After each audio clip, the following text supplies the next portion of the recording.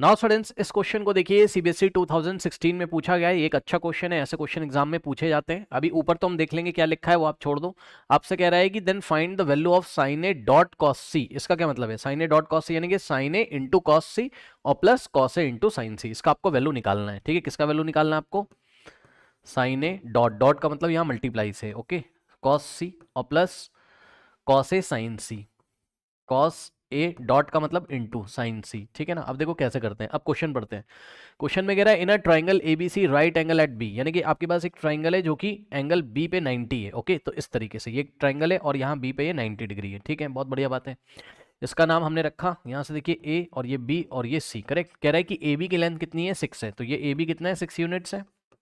और BC आपका 8 units है। अब आप बोलोगे BC दिखने में छोटा लग रहा है, कोई बात नहीं, छोटे बड़े से नहीं, जो वैल्यू दिया हुआ है वो आप देख लो चुपचाप। ठीक है, ये BC कितना है? 8 है और AB कितना है? 6 है। ठीक नाउ, अब यहाँ से आप AC निकाल सकते हो कि नहीं निकाल सकते हो बताओ? ऑब्वियसली हम यहाँ से AC निकाल सकते हैं। तो पाइथागोरस थ्योरम लगाओगे तो आराम से AC आ जाएगा। देखो 6 का स्क्वायर 36, 8 का स्क्वायर कितना होता है? 64, 64 प्लस 36 100, 100 का स्क्वायर रूट लोगे तो कितना आ जाएगा? 10। ओके, तो यहाँ से पाइथागोरस आ गया, पाइथागोरस थ्योरम से AC का लेंथ आ गया। ठीक है, बहुत बढ़िया। अब सुनो, बताना मैं आपको ये चाहता हूं, वेरी इंपॉर्टेंट थिंग, जो मान लो आपके पास कोई राइट एंगल ट्राइंगल है। ठीक, अब अगर आपने एंगल ए के लिए कोई ट्रिग्नोमेट्रिक रेशियो लगाया, सुन लो ध्यान से, ये एंगल ए, ये बी है और ये सी है। यहाँ पे बस इस क्वेश्चन में हमें ये ध्यान रखना है कि जब आप एंगल ए के लिए ट्रिग्नोमेट्रिक रेशियो लगाओगे, साइन लगाओगे, कॉस लगाओगे, कुछ भी है ना, तो ए के जो ऑपोजिट होगा वो परपेंडिकुलर बन जाएगा। 90 के ऑपोजिट वाला हमेशा हाइपोटेनस रहता है और जो बच गया वो बेस हो जाता है। ये लीजिए।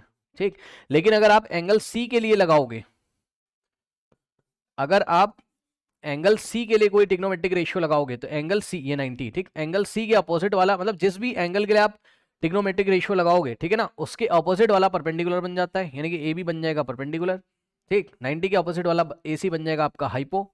सही, और जो बच गया वो बेस हो जाएगा, यानी कि बी सी क्या हो जाएगा आपके पास? बेस हो जाएगा। तो इस बात का आपको ध्यान रखना है बस यहाँ पर। ठीक है ना। चलो, तो सबसे पहले साइन ए। अब इतना तो पता ही होगा कि साइन क्या होता है और कॉस क्या होता है। ठीक, तो हमने पढ़ा हुआ है कि साइन थीटा जो होता है वो होता है आपका, देखिए ये हमने पढ़ा है ना, सबने अलग अलग तरीके से पढ़ा होगा। PBP, ये लीजिए, ये साइन का रेशियो क्या होता है? Perpendicular upon hypo. और कॉस का क्या होता है? Base upon hypo. करेक्ट। सो बस यही बात मैं आपको बता रहा था यहाँ पर। चलिए, अब देखिए, आप ध्यान से चेक करो यहाँ पर। ये देखो, ये जो आपका साइन ए है ये कितना होगा? यहां से आके निकाल लीजिए। तो जब आप साइन ए की बात करोगे, बहुत ध्यान से चेक करना, साइन क्या होता है? परपेंडिकुलर अपॉन हाइपो होता है। ठीक, तो एंगल ए के लिए परपेंडिकुलर कौन हो जाएगा? इसके अपोजिट वाला, यानी कि 8। और हाइपो कौन होगा? 90 के अपोजिट वाला। ठीक, तो ये देखिए साइन ए आ गया। साइन ए क्या होना चाहिए? Perpendicular upon hypo. तो ए के अपोजिट वाला साइड यानी कि BC हो जाएगा परपेंडिकुलर, और हाइपो कौन हो जाएगा आपका? हाइपो तो फिक्स रहता है ना, हाइपो आपका 10 हो गया। तो इस तरीके से साइन ए का वैल्यू आ चुका है। चलो, अब हम कॉस ए भी अभी निकाल ही लेते हैं। चलिए, कॉस ए का वैल्यू, तो कॉस ए के लिए, अब एंगल ए के लिए पहले सारे काम कर लो, हाँ। तो एंगल ए के लिए देखो, कॉस क्या होता है आपका? Base upon hypo. तो बेस क्या आपका? 8 है, सही है, और हाइपो क्या आपका? 10 है। ये लीजिए। ठीक, तो कॉस ए भी आपका 8/10 आ गया। इत्तेफाक से क्या करोगे, आ गया तो आ गया। ठीक है ना। Okay, correct. No no, I am very sorry, sorry. Okay, यहाँ पे देखिए गलती कर रहे हैं हम लोग। यहाँ से देखिए, आप कॉस ए के लिए करोगे तो बेस आपका कौन होगा इस बार? भाई, एंगल ए के लिए ये एंगल ए के जो ऑपोजिट वाला है ये परपेंडिकुलर बच गया, बन गया। ठीक, तो इस बार बेस कौन बन गया आपका? ये तो हाइपो हो गया। 10 आपका क्या हो गया? एंगल ए के लिए हाइपो हो गया। तो बेस कौन? बेस बचा ए बी। करेक्ट, इस बात का बस हमें ध्यान रखना है। तो ये ए बी क्या हो गया आपका? बेस हो गया। ओके, लिख देता हूं मैं यहाँ पे, इस बार ए बी क्या हो गया?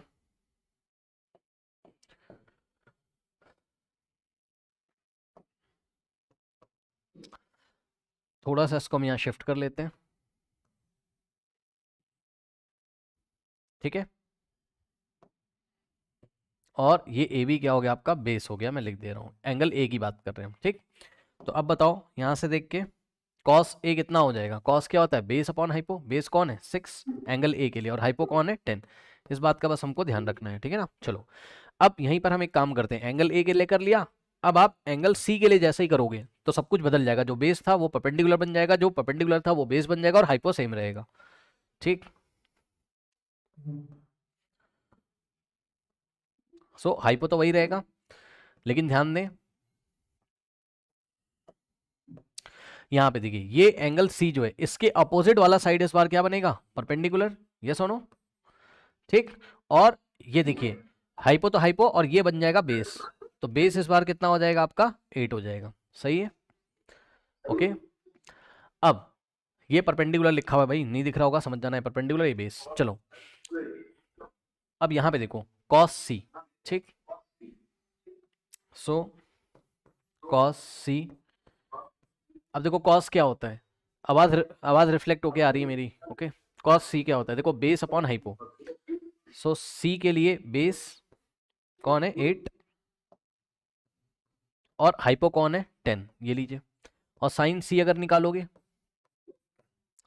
साइन सी, साइन क्या होता है perpendicular upon hypo, so angle C के लिए परपेंडिकुलर कौन 6 और हाइपो कौन 10, ठीक है, इस तरीके से। नाउ अब वैल्यू यहाँ पे रख दीजिए और सॉल्व कर लीजिए, ठीक। चलो साइन ए कितना है चेक करो, 8/10, आवाज मेरी रिफ्लेक्ट होके आ रही है मुझे बहुत खराब तरीके से। चलो साइन ए कितना है चेक कर लो, 8/10, करेक्ट। और डॉट का मतलब इनटू कॉस सी, ये कॉस सी का वैल्यू कितना है चेक करो, कॉस सी कितना है 8/10, तो यहाँ रखोगे आप 8/10, ये वाला प्लस ऐसे ही हम कॉपी कर लेंगे। कॉस ए कितना है चेक कर लो, कॉस ए है 6/10, सही है। और यहाँ इनटू और साइन सी कितना है चेक कर लो, साइन सी है 6/10, 6/10, करेक्ट, ये हो गया। नाउ अब सॉल्व करिए स्टूडेंट, देखो नीचे वाला नीचे वाले से मल्टीप्लाई हो जाएगा, ऊपर वाला ऊपर वाले से, ठीक। सो 10 10 100, यहाँ 100 हो गया, और 8 8 होता है आपका कितना 64, ठीक। काटने की जरूरत नहीं, मत काटो, क्यों नहीं काटो ये बता रहा हूँ मैं, ये वाला प्लस हमने ऐसे लगा दिया, 10 × 10 होता है 100 आपका, ठीक। 6 6 होता है आपका कितना 36। अब ध्यान दो, देखो यहाँ 100 और 100 जब सेम नंबर होते हैं डिनोमिनेटर में तो हम इसको एज इट इज कॉपी कर देते हैं, ठीक है, और न्यूमरेटर्स को हम ऐड कर देते हैं, ठीक है ना, डायरेक्टली ऐड कर दो 64 और प्लस 36, लो अब यहाँ क्या आ जाएगा आपके पास 64 + 36 100, और नीचे भी कितना है 100, ये लीजिए 100 से 100 कैंसिल होगा, कितना आ जाएगा 1, तो इस क्वेश्चन का आंसर क्या हो गया 1, ओके कर लीजिए।